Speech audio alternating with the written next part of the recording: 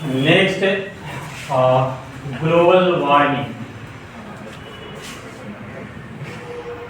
जब आपको green house effect समझ में आ रखा है तो ये भी समझ में आ जाएगा। ग्लोबल वार्मिंग तो एक सिंपल सा फैक्टर था, हमने अर्थ कंसीडर किया और ये अर्थ का सपोज करते कि एटमॉस्फेयर यहाँ लास्ट करता है, एटमॉस्फेयर लास्ट। और इस सिचुएशन में हमने ये भी देखा था कि जो सन है, अब सन जो है रेडिएशन को रे को अलाउ टू कर देगा, सन से तो रे आएगा तो इमर्ज करेगा वहाँ से, और यहाँ इसके सरफेस से इमिट हुआ हमारे एटमॉस्फेयर में आएगा, वेवलेंथ इसका कम है तो ये आसानी से पास करा देगा और ये सब रेडिएशन जो है सन की तरफ से हमारे अर्थ पे है। सपोज करते हैं आज का रेडिएशन आया, रे जो आया सो कल की जो रेडिएशन आएंगी, है ना, इस तरह से रेडिएशन तो यहाँ पे आना ही रहेगा, रेडिएशन आना रहेगा, लेकिन रेडिएशन का रिटर्निंग का चांस बन नहीं रहा है। अगर हमारे एटमॉस्फेयर में ग्रीन हाउस गैस अगर ज्यादा हो जाए, ग्रीन हाउस गैस का कंसंट्रेशन ज्यादा हो जाए तो और निगेटिव नेचर आ जाएगा। जैसे CO2 है और CO2 हमारे एटमॉस्फेयर में काफी ज्यादा, ऐसा नहीं है कि CO2 का नहीं होना चाहिए, अगर CO2 नहीं रहेगा तो आपको फूड प्रोडक्ट नहीं मिल पाएगा। फोटोसिंथेसिस के लिए तो प्लांट क्या करता है, CO2 को भी यूज करता है, तो CO2 का भी होना जरूरी, लेकिन वही कंडीशन क्या है, पोल्यूटेंट क्या हो, अनडिजायर्ड। कहने का मीनिंग ये हुआ कि जो हमें चाहिए, अनडिजायर्ड नहीं बोल सकते हो, अनवांटेड बोल सकते हो, कि जितना चाहिए उससे ज्यादा हो जाना किसी चीज, तो किसी एक पार्टिकुलर लिमिट से अगर बियॉन्ड चला जाता है तो वो अनवांटेड बन जाता है, और वो अनवांटेड किसका कारण बनता है, पोल्यूटेंट का कारण बनता है। और वही पोल्यूटेंट क्या ले लेता है, पोल्यूशन का रूप ले लेता है। अगर एयर में ऐसा पोल्यूटेंट बढ़ गया तो एयर पोल्यूशन हो गया, वाटर के अंदर में वैसे पोल्यूटेंट बढ़ रहे हैं तो वाटर पोल्यूशन का हो गया, सॉइल के अंदर में बढ़ रहा है तो सॉइल पोल्यूशन का कारण बन जा रहा है। ठीक है, इन द सेम वे अब ग्रीन हाउस गैस का कंसंट्रेशन बाय चांस ज्यादा हो चुका है, उस कंडीशन में तो इस जो भी रेडिएशन एस्केप हो रहा है अर्थ की सरफेस से, तो उस कंडीशन में तो और ज्यादा चांस क्या हो जाएगा, इसको एस्केप न होने का चांस और ज्यादा हो जाएगा। एस्केप न होने का चांस कब, जब ग्रीन हाउस गैस ज्यादा है, रेडिएशन जा रहा है, वेवलेंथ इसके पास ज्यादा हो चुका है, अब तो एस्केप हो नहीं पाएगा।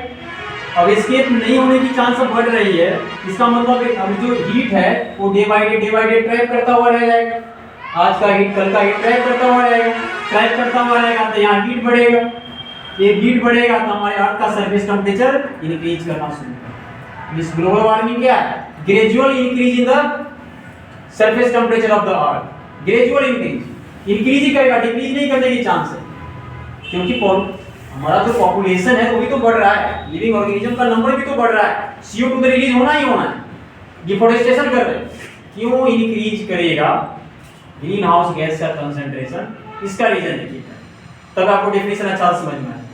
इंक्रीज क्यों करेगा, population day by day increase कर रहा है, तो CO2 रिलीज होने का तो नंबर बढ़ गया, CO2 तो रिलीज होगा क्योंकि जिसके पास लाइफ है वो फूड प्रोडक्ट को यूज करेगा, CO2 रिलीज करेगा एज अ बाय प्रोडक्ट, तो CO2 तो हमारे पास कंसंट्रेशन।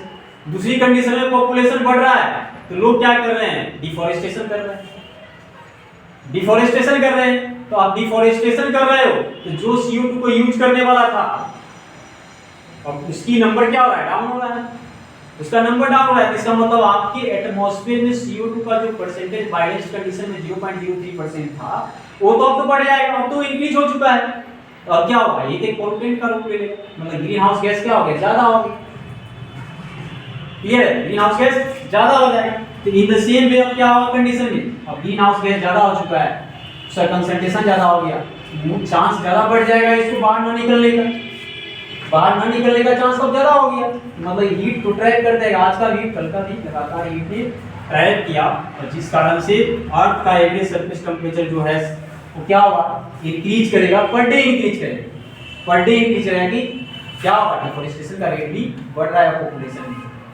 डिफोरेस्टेशन रेट बढ़ रहा है, इसका मतलब क्या होगा, इसका मीनिंग हो गया कि CO2 का नंबर हमारे एटमॉस्फेयर में बढ़ रहा है, वो CO2 का नंबर क्या हो गया, बढ़ गया, CO2 रिलीज होने वाला, CO2 को एब्जॉर्ब करने वाला कम रहा है लेकिन रिलीज करने वाला, ये हमारा ग्लोबल वार्मिंग का इंपैक्ट आ गया।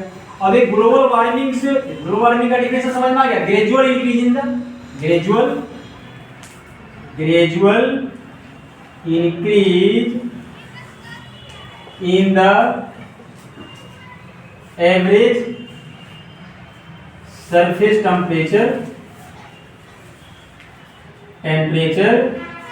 of the earth day by day increase कर रहा है। अब इसका नेगेटिव इम्पैक्ट क्या बन सकता है? अब ये सोचना है कि ग्लोबल वार्मिंग का नेगेटिव इम्पैक्ट क्या बन सकता है। ये नेगेटिव इम्पैक्ट ये होगा, हमारा north pole, south pole freezing zone है, फ्रीजिंग जोन है। अब क्या करेगा? मेल्ट करेगा, मेल्ट करेगा। तो मेल्ट करने के बाद क्या होगा? ओशियन में वाटर लेवल अप होना शुरू करेगा, राइज होना शुरू कर देगा वाटर लेवल।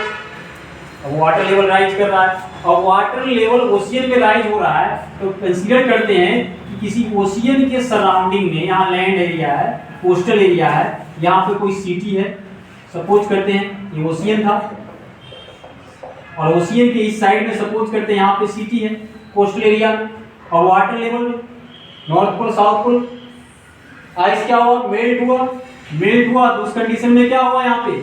और वाटर लेवल ओशियन में आया, वाटर लेवल ओशियन में बढ़ेगा तो कोस्टल एरिया में इजीली क्या होगा? वाटर आ जाएगा, और इजीली वाटर का क्या होगा? यहाँ पे पास ऑन होगा। अब इस सिचुएशन में जो यहाँ पे लाइट थे वो तो डिस्टर्ब होगी, जो लाइट था तो लाइट तो डिस्टर्ब हो गया वहाँ पे। सेकेंड थिंग, अब ओशियन के अंदर फॉर एग्जाम्पल हम लोग अंडमान निकोबार आइलैंड को ले लेते हैं, लक्षद्वीप आइलैंड को ले लेते हैं, है ना?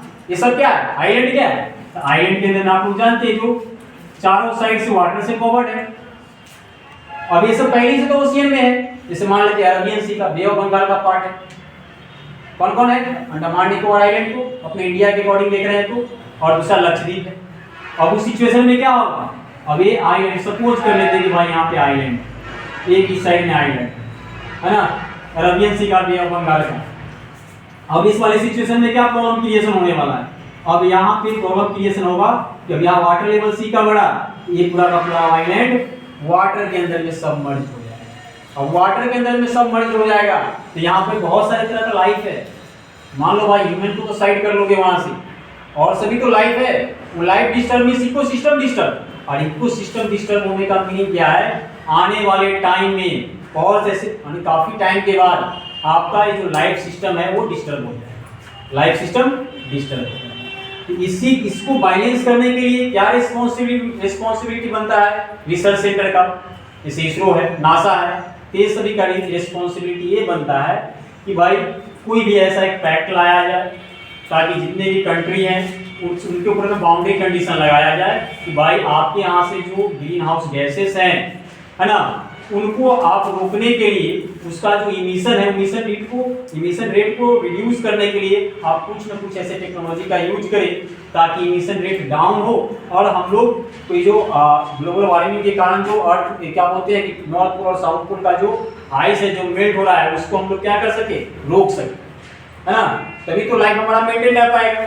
तो ये ऐसा एक वैल्यू भी है, एक ऐसा फैक्टर बताता हूँ, ऐसा बताया जा रहा है पहले तो था कि 2050 तक, पहले है ना, 2050 तक अगर इस तरह से कंडीशन चलता रहा, है ना, कोई ऐसा स्टेप नहीं लिया जाए तो उस कंडीशन में 2.5 डिग्री सेल्सियस टेम्परेचर बढ़ जाएगा और पूरा का पूरा लेयर जो वाटर के अंदर में सबमर्ज हो जाएगा। लेकिन अब स्टेप बहुत पहले से लिया जा रहा है, इसके ऊपर में स्टेप बहुत पहले से लिया जा रहा है।